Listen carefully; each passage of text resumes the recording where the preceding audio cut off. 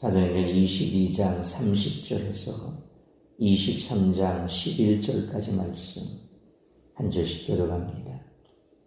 이튿날 천부장은 유대인들이 무슨 일로 그를 고발하는지 진상을 알고자 하여 그 결박을 풀고 명하여 제사장들과 온 경회를 모으고 바울을 데리고 내려가서 그들 앞에 세우니라.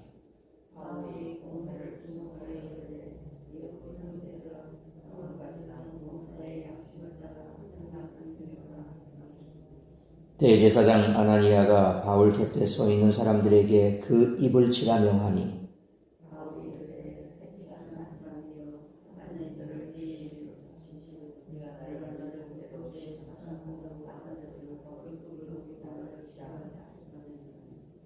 곁에 선 사람들이 말하되 하나님의 대제사장을 네가 욕하느냐?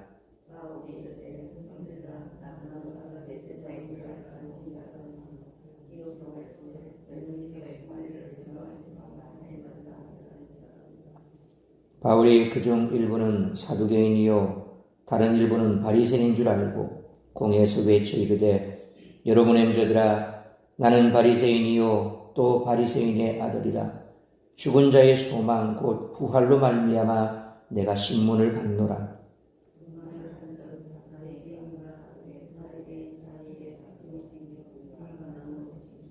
이는 사두개인은 부활도 없고 천사도 없고 영도 없다 하고 바리새인은 다 있다 함이라.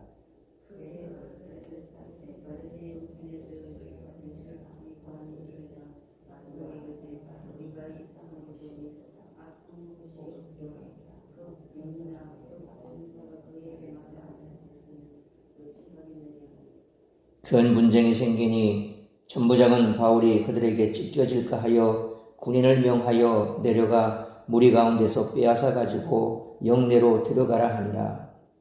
그날 밤에 주께서 바울 곁에 서서 이르시되 담대하라. 내가 예루살렘에서 나의 일을 증언한 것 같이 로마에서도 증언하여야 하리라 하시니라. 아멘. 천부장은 바울을 안토니아 요새로부터 유대인 대제사장들과 사내들인 공회원들을 예루살렘과 유대로 불러 재판을 엽니다. 바울이 로마 시민임을 드러났다고 해서 그는 여전히 그로 인해 소요가 일어났다는 혐의에서 자유롭지 못했기 때문입니다. 천부장은 정확한 고발 이유를 알고자 했습니다. 그래서 그를 풀어주고 공회에 출두하게 합니다. 여기서 풀어주었다라는 말은 그가 간밤에 쇠사슬에 묶여 있었다거나 지하 감옥에서 죄수들과 함께 범죄자와 함께 있었다는 그런 인상을 주지만 사실은 다릅니다. 그는 공회 연설 전후 로마 시민에 대한 예우에 따라 요새의 3급 관리 숙소에서 머물렀을 것입니다. 이와 같은 오늘 본문은 교회가 존재하는 근거 2가지를 소개합니다. 첫째는 양심입니다. 사도행전은 자주 그리스도를 믿는 일의 총체를 길이라고 표현합니다. 이 길은 소수가 가는 그런 길이었습니다. 그래서 다수는 이 소수를 분파라, 유대교의 분파라, 그렇게 분파라고 불렀습니다. 그렇다면 공적 인정이 없고 만인의 의혹을 받으며 로마 제국의 작은 섬과 같았던 초대교회가 그들만의 길을 걸어갈 수 있었던 근거는 과연 무엇이었을까요? 그것은 바로 양심입니다. 오늘 본문 1절 말씀처럼 바울이 그랬고 초대교회 그리스도인들도 그랬습니다. 단순히 우리가 말하는 양심이 아니라 그들이 성령 안에서 거듭나 무언가 생각하거나 행동하거나 결정할 때 함께 증언하는 양심. 부활하여 살아계신 주님과 생동감 있게 하는 교제에 그들의 독특한 삶의 기초가 있었던 것입니다. 쉽게 말하면 성령 안에서 말하고 생각하고 행동하고 또 성령이 함께 증언하는 그런 양심. 그러니까 세상 사람들의 그냥 단순한 양심과는 차이가 있죠. 또 주님과 항상 교제하면서 그렇게 살아갔던 그들의 독특한 삶, 그것이 바로 우리 그리스도인들의 양심이라는 겁니다. 소위 세상 사람들보다 한참은 더 높은 그런 차원의 양심을 말하는 겁니다. 둘째는 부활 소망입니다. 사도행전은 일관되게 사도들의 증거의 핵심이 부활에 있다라고 말합니다. 사도행전에 등장하는 다양한 부활의 표현들은 예수 안에서 죽은 자들의 부활로 요약될 수 있습니다.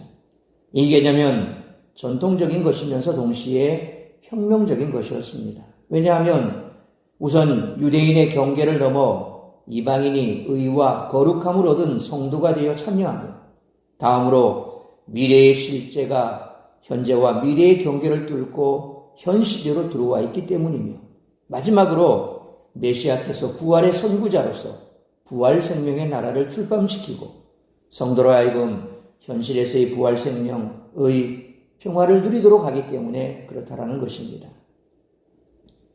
따라서 초대교회 신자들은 만인의 지지가 없었으나 십자가에서 죽으시고 부활하신 주님을 믿는 믿음 안에서 이 초월적인 생명의 실제를 경험했고, 이것이 그들의 삶의 기초가 되었다는 것입니다. 기독교는 이론적인 종교가 아닙니다. 바리새인과 사두개인들은 학문적으로 죽은 자의 부활에 대해 논쟁했습니다. 그들은 부활에 대한 확신도 없었습니다. 그들의 이론적 신앙은 결국 그리스도의 부활에 이르지 못했습니다. 따라서는 본문의 말씀을 통해 우리들이 깨달아야 할 것은 첫째로 22장 3절로 23장 2절 말씀처럼 성도는 성경적 양심을 쫓아 살아야 한다는 것입니다. 22장 30절 말씀처럼 천부장은 로마 시민권을 가진 바울을 존중했습니다. 결박을 풀고 진실을 알기 위해 사내리든 공회를 열었습니다. 바울은 사내들인 공회 앞에서 증거할 기회를 얻은 것입니다. 바울은 사내들인 공회 앞에서 1절 말씀처럼 자신은 지금까지 하나님 앞에서 양심에 거리끼는 어떤 행동도 하지 않았음을 호소했습니다. 복음을 전하는 자들에게 요구되는 것은 하나님 앞에서의 바른 양심입니다. 복음 증거자는 매 순간 하나님 앞에서 행동하고 살아야 한다는 것입니다. 소위 코람데오의 신앙으로 살아야 한다는 것이죠. 하나님 앞에서 정직할 때 세상 사람들 앞에서 두려울 것이 없다는 것입니다. 그러자 2절 말씀처럼 대제사장 아나니아는 바울의 입을 치라고 명령했습니다. 아마 하나님 앞에서 자신은 양심을 지켰다라고 하니 자기들 입장에서 바라보았을 때 과연 그럴 사람이 누가 있느냐. 자기들이 그렇게 살지 못하니까. 그러니까 바울의 그 말에 대해서 네가 얼마나 잘났다고 그러느냐라는 그런 마음에서 바울의 입을 치라라고 했을 것입니다. 자신의 주관적 관점으로 바울을 판단한 것이죠. 아나니아는 율법적 관점에서 복음을 쫓는 바울을 정죄했습니다. 주관적 판단을 절대적 진리로 확신하는 것은 이처럼 위험한 일이라는 것입니다. 그러므로 그리스도인으로서 성령께서 주관하시는 양심을 따라 진리의 말씀을 근거로 생각하고 판단할 수 있는 우리 모두가 되시기를 축원합니다. 두 번째로 3절로 5절 말씀처럼 성도는 하나님의 말씀에 구속된 복음 증거자가 되어야 한다는 것입니다. 바울은 3절 말씀처럼 대제사장에게 회칠한 담이라 질책했습니다. 회칠한 담이란 겉과 속이 다른 위선적인 사람을 일컫습니다. 대제사장은 유죄가 확정되지 않은 바울을 죄인으로 취급했습니다. 율법의 규정대로 적법하게 재판해야 할 대제사장이 스스로 율법의 절차를 어긴 것입니다. 이것이 대제사장이 보인 위선적인 행동이었습니다. 법을 집행하면서 스스로 법을 위반한 것입니다. 지도자는 매사에 모범을 보여야 합니다. 가르치는 자가 말씀대로 살지 않으면 위선자가 됩니다. 4절로 5절 말씀처럼 바울은 아나니아가 대제사장인 줄 몰랐습니다. 바울은 아나니아가 대제사장임을 알고 즉각 자신의 말을 수정했습니다. 율법의 말씀을 존중해 대제사장을 비방한 것을 사과했습니다. 바울은 알지 못하고 실수했지만 즉각 사과한 것입니다.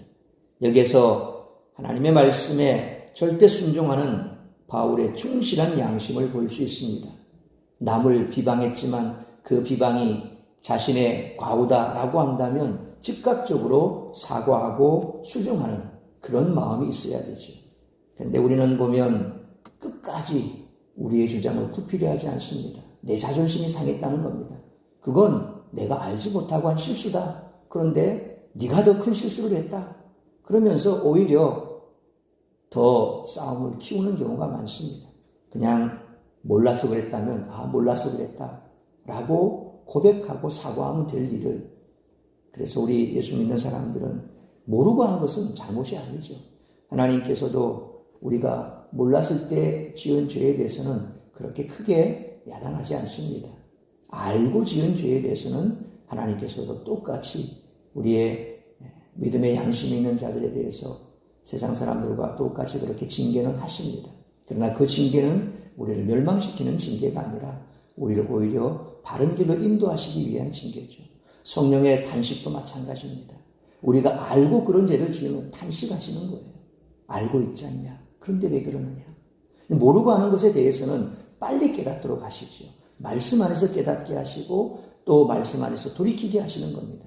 그게 성령 안에 있는, 말씀 안에 있는 우리의 삶의 태도라는 것입니다. 바울은 그런 모습을 그대로 우리에게 보여주었습니다. 그러므로 바울처럼 언제나 하나님의 말씀에 구속된 충실한 양심의 복음 증거자의 삶을 살아가는 우리 모두가 되시기를 축원합니다. 세 번째로 6절로 11절 말씀처럼 부활신앙 위에 굳게 서서 살아야 한다는 것입니다. 바울은 6절 말씀처럼 사내들인 공회에서 죽은 자의 부활을 고백했습니다. 바울은 예수 그리스도의 부활을 전하다가 체포됐습니다. 바울은 예수 이름 때문에 고난을 당하고 있는 것입니다. 이러한 바울의 증거는 7절 말씀처럼 바리새인과 사두개인 사이에 격한 논쟁을 불러일으켰습니다. 8절로 9절 말씀처럼 바리새인은 죽은 자의 부활을 믿고 천사들의 존재를 믿습니다. 하지만 사두개인은 죽은 자의 부활과 천사들의 존재를 부정하는, 그들은 극히 현세적입니다. 영적인 세계라든지 또 그 사후 세계라든지 이런 것에 대해서는 관심도 없고 믿지도 않는 자들입니다. 그러니 바리새인과 사두개인들이 논쟁이 붙은 겁니다. 사내들인 공회는 죽은 자의 부활에 대한 명확한 성경적 진리를 알지 못한 채 그리스도의 부활을 전하는 바울을 정죄했습니다. 영적 소경이 눈뜬 사람을 판단하는 격입니다. 10절 말씀처럼 사내들인 공회는 해답 없는 격한 논쟁만 일삼았습니다. 하지만 주님은 11절 말씀처럼 바울에게 로마에서도 부활의 증인이 될 것을 확실하게 말씀하십니다. 그러므로 우리가 전해야 할 영원히 확고한 진리인 그리스도의 부활신앙 위에 굳게 서서 부활신앙의 증인으로 살아가는 우리 모두가 되시기를 축원합니다. 사랑하는 성도 여러분, 바울은 사내들인 공회 앞에 섰을 때 담대했습니다. 그에게는 조금의 두려움도 보이지 않았습니다. 그의 마음속에는 예수 그리스도의 부활에 대한 확고한 믿음이 있었습니다. 그리스도의 부활을 확신하기에 어떠한 고난도 시련도 이길 수 있었던 것입니다. 그러므로 부활신앙 위에 굳게 서서 바울처럼 담대하게 부활의 복음을 증거하는 우리 모두가 되시기를 주님의 이름으로 축원합니다. 기도하겠습니다. 걸어가신 아버지 하나님, 은혜와 사랑을 감사합니다. 오늘도 말씀으로 예배로 이 하루를 시작하게 하시니 감사합니다. 그런데 우리에게 주신 말씀 우리의 가슴 깊이 새기며 우리가 이 땅을 살아가면서 예수 믿는 사람으로서 그리스도인으로서의 최소한의 양심을 저버리지 않게 하여 주옵소서. 삶의 형편과 처지에 따라서 세상 사람들처럼 그것을 임비응변이라 말하며 때로 그들의 양심을 저버리는 그런 일들을 행하지 않고 고람되어 하나님 앞에서의 신앙, 말씀 앞에서의 신앙, 그래서 말씀이 증거하는 그런 신앙의 삶을 살아가는 우리 모두가 되게 하여 주옵소서. 무엇보다도 부활의 신앙 위에 굳게 서서 좌로나 우로나 치우치지 아니하고 부활이 없다는 사두개인들이나 또 부활을 믿는 바리새인들처럼 지식 없는 부활, 그리고 체험 없는 부활 신앙이 아니라 우리가 정말 말씀 안에서 성령 안에서 깊이 체험했던 예수 그리스도의 살아계심을 세상 가운데서 온전하게 전할 수 있는 우리 모두가 되게 하여 주옵소서. 어지러운 세상 속에서, 죄악 많은 세상 속에서 우리가 굳게 살아갈 수 있는 비결은 바로 이 부활의 신앙입니다. 이 땅의 삶이 전부라고 한다면 우리처럼 어리석은 자가 없을 것이요 불쌍한 자가 없다고 바울이 말하지 않았습니까? 부활의 신앙이 있기에 우리는 오늘의 고통을 참을 수 있고, 부활의 소망이 있기에 우리는 힘들고 어려운 세상 속에서라도 믿음 지키며 살아갈 수 있는 것입니다. 이 부활의 신앙을 세상 가운데 증거하는 참 부활의 소망을 가진 자로 살아갈 수 있게 하시고, 오늘 우리의 삶의 현장에서도 이 부활의 소망을 세상 가운데서 널리 전할 수 있는 담대함을 허락하여 주옵시고, 또한 주님 앞에서는 그날까지 믿음의 선한 양심을 가지고 부활의 신앙을 증거하는 우리 모든 성도들 될 수 있도록 은혜 내려 주옵소서. 오늘 이 한날도 우리의 삶을 주님 손에 올려드립니다. 주께서 인도하시는 대로 우리가 가는 그 길 주께서 함께 동행하시는 줄 믿고 담대하게 승리하는 한날의 삶이 될 수 있기를 간절히 빌고 소원하오며, 이 모든 말씀 우리 주 예수 그리스도의 이름으로 기도하옵나이다. 아멘.